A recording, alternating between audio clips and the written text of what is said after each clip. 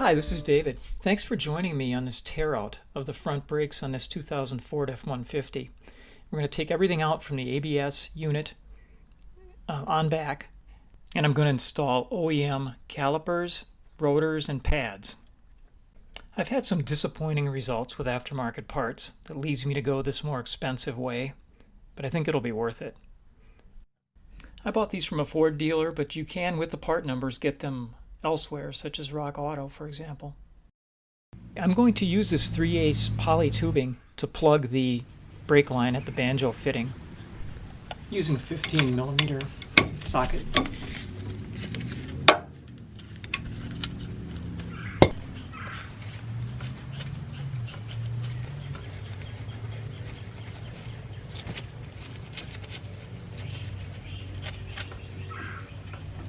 I have a little catch pan under there for the fluid coming out of the caliper.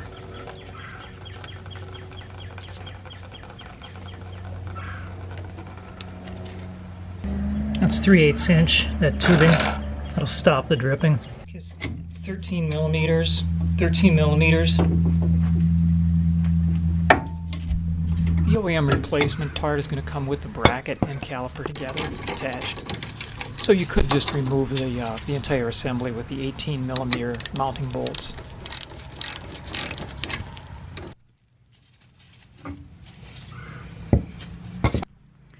Okay, now we're on the back side again. There's a couple 18mm. These are torqued. There's one there, one there. Remove those.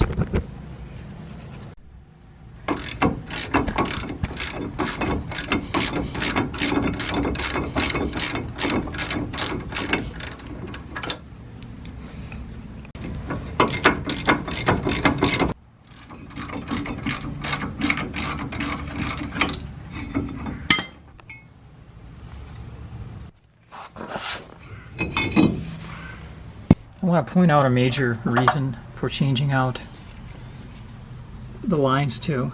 It's these fittings right here, these flare nut fittings.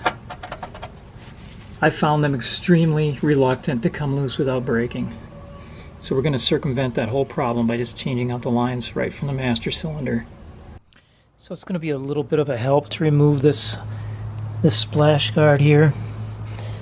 There's a series of I believe they're 5 32nd screws around the top, and a number of panel fasteners, like 1, 2, 3 there, and there's one up here. I'll take those all out and get this out of the way.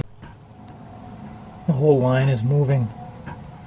It's rusted to the line.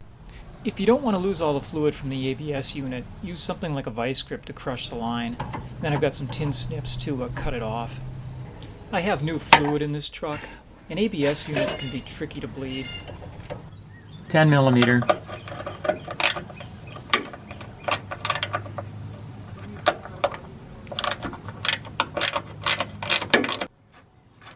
Let's put this back in here for safekeeping.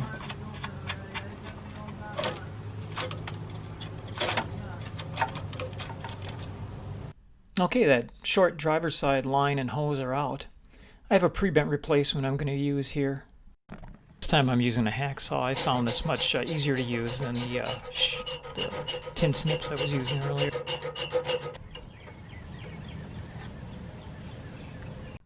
There's a look at those brake lines turned into plugs. And 10mm brake hose. Okay.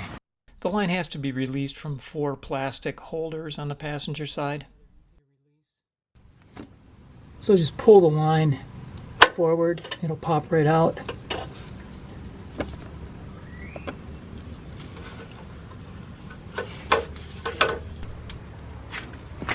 Just taking a look underneath here. And there's the other one right there.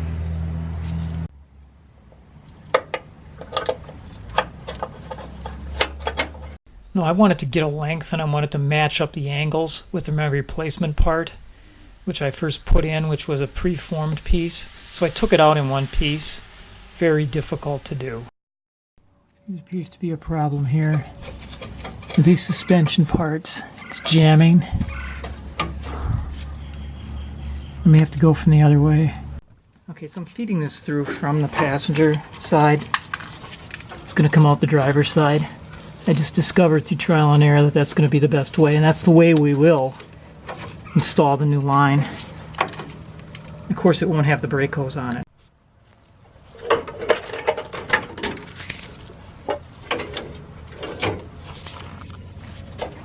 Okay, so we're at the front now.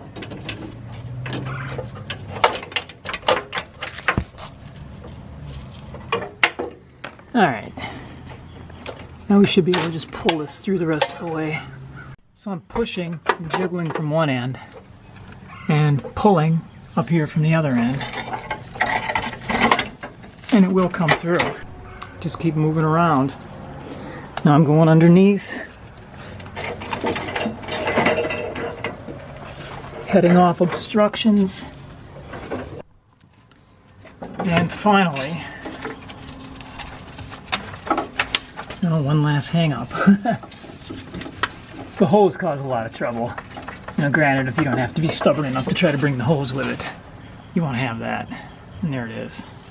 Okay, in part 2, we're going to cover the installation with a special emphasis on the brake line. We'll show a couple different ways of doing that, and then install the rest of the parts.